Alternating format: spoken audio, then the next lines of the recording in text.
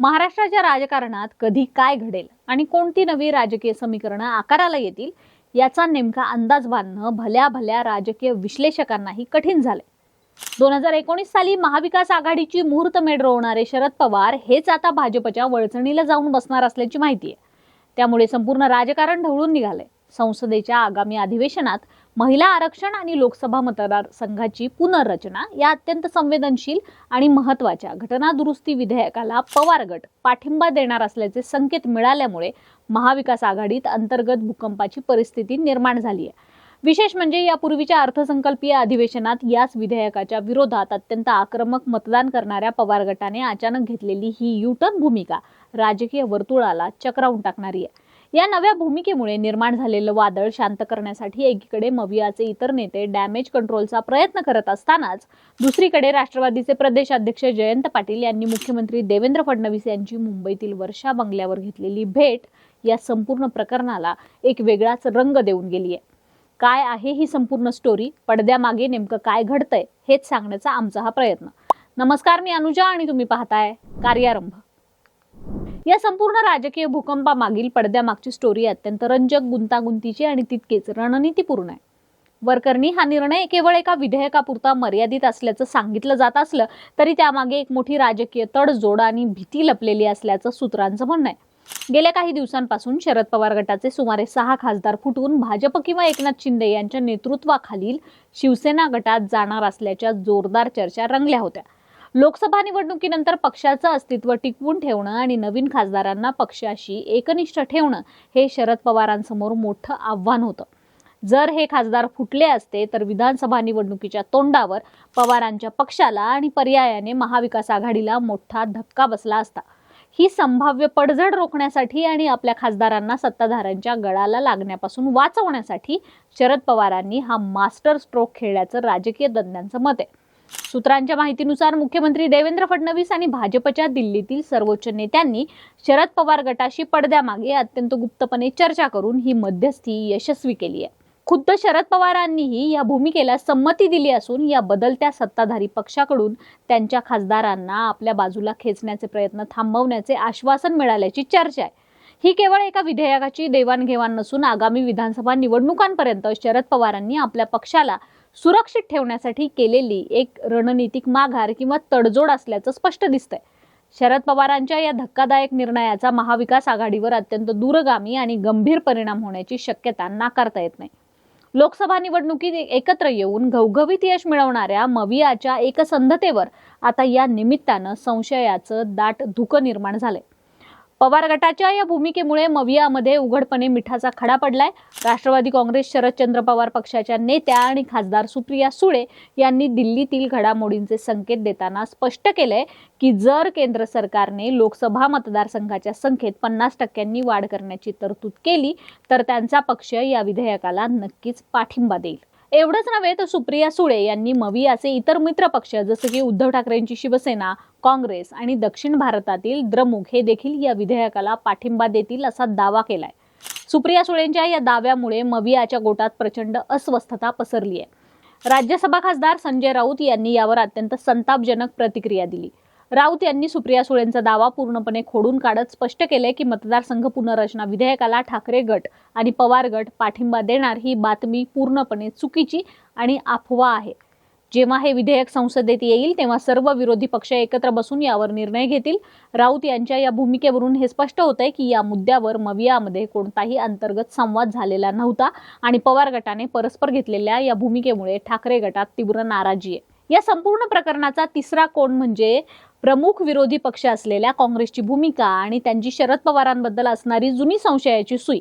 महाराष्ट्रात महाविकास आघाडी स्थापन झाल्यापासून काँग्रेसमधील एक मोठा गट शरद पवारांच्या विश्वासार्हतेवर नेहमीच प्रश्नचिन्ह उपस्थित करत आलाय.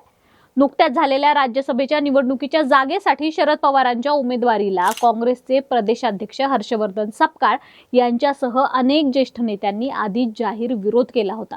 पवार कधीही भाजपसोबत जाऊ शकतात किंवा पवारांच्या राजकीय खेळ्या अनपेक्षित असतात असा संशय काँग्रेस नेत्यांना पहिल्यापासूनच होता. त्यामुळे पवारांऐवजी काँग्रेसला ती जागा मिळावी जेणेकरून भाजप विरोधातील लढाई अधिक आक्रमकपणे लढता येईल असा दावा काँग्रेसकडून केला जात होता। आता पवार गटाने थेट मोदी सरकारच्या ऐतिहासिक महत्त्वाच्या विधेयकाला पाठिंबा देण्याची तयारी दर्शवल्यामुळे काँग्रेसचा हा संशय खरा ठरताना दिसतोय। राष्ट्रीय पातळीवर काँग्रेस सध्या भाजपला घेरण्यासाठी रणनीती आखत असताना पश्चिम बंगालमध्ये तृणमूल काँग्रेसच्या 20 खासदारांनी वेगळा गट स्थापन करून भाजपला अनुकूल भूमिका घेतली आहे, तर तामिळनाडूतील द्रमुक मतदानावेळी तटस्थ राहण्याची शक्यता आहे। अशा बदलत्या राष्ट्रीय समीकरणात आता शरद पवारांनीही भाजपच्या बाजूने झुकतं माप दिल्यास काँग्रेसच्या राष्ट्रीय पातळीवरील विरोधी पक्षांच्या एकजुटीच्या रणनीतीला हा खूप मोठा धक्का असेल आणि मवियामधील काँग्रेस राष्ट्रवादीचे संबंध यामुळे कमालीचे ताणले जातील। या राजकीय नाट्यात आणखी एक मोठी ठिणगी टाकली ती राष्ट्रवादीचे प्रदेशाध्यक्ष जयंत पाटील यांनी मुख्यमंत्री देवेंद्र फडणवीस यांच्या घेतलेल्या गुप्त भेटीने। मुंबईतील वर्षा बंगल्यावर झालेल्या या भेटीने राजकीय वर्तुळात अनेक तर्कवितर्कांना उधाण आणले। जयंत पाटील हे शरद पवारांचे अत्यंत विश्वासू आणि मवियाचे महत्त्वाचे खांदेकरी मानले जातात। अशा नेत्याची मुख्यमंत्र्यांशी झालेली भेट आणि त्याच वेळी अजित पवार गटाचे सुनील तटकरे व प्रफुल्ल पटेल हे देखील तिथे उपस्थित असल्याच्या बातम्या माध्यमांमध्ये येणं याने संशयाचं वातावरण अधिक गडद केलं। मात्र या भेटीवर पडदा टाकण्यासाठी जयंत पाटील आणि संजय राऊत यांनी तात्काळ धावपळ सुरू केली। जयंत पाटील यांनी स्वतः स्पष्टीकरण देताना सांगितलं की ते त्यांच्या इस्लामपूर मतदारसंघातील लोकातून निवडून आलेल्या एका नगराध्यक्षाला जिल्हाधिकाऱ्यांनी बेकायदेशीरपणे अपात्र ठरवल्याच्या मुद्द्यावर मुख्यमंत्र्यांना भेटायला गेले होते। नगरविकास मंत्र्यांकडे या विरोधात अपील करायचं होतं, पण उपमुख्यमंत्री एकनाथ शिंदे दिल्लीत असल्याने आणि त्यांचा फोन बंद असल्याने ते फडणवीसांना भेटले असं त्यांनी सांगितलं। त्यांनी तटकरे आणि पटेल यांच्यासोबतच्या भेटीचं वृत्त फेटाळून लावलं आणि आपण तिथे केवळ 5-10 मिनिटे होतो, त्या भेटीचा राजकीय काहीही अँगल नाही असं त्यांनी आपल्या वक्तव्यातून स्पष्ट केलंय।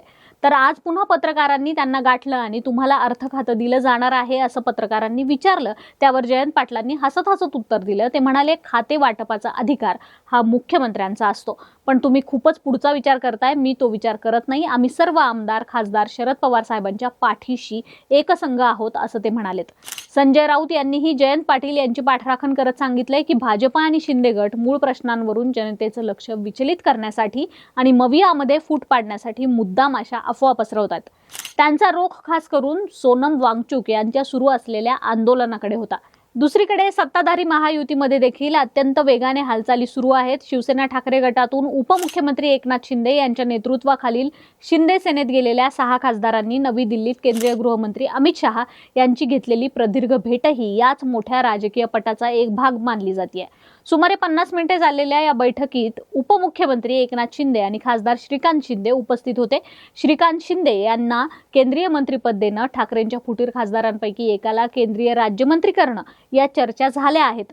तरी आगामी संसदेच्या पावसाळी अधिवेशनातील व्यूहरचना, केंद्रीय मंत्रिमंडळ विस्तार आणि लोकसभेतील खासदारांचं विलनीकरण यावर गुप्त खलबत झाल्याची माहिती सूत्रांनी दिली आहे। याचाच अर्थ असा की सत्ताधारी भाजप आणि शिंदे गट एका बाजूला आपल्या खासदारांना निधी आणि सत्तेचं गाजर दाखवून मजबूत करतायत, तर दुसऱ्या बाजूला विरोधकांच्या गोटात खिंडार पाडण्यासाठी किंवा त्यांना आपल्या बाजूने मतदान करण्यास भाग पाडण्यासाठी सर्व शक्ती पणाला लावतात।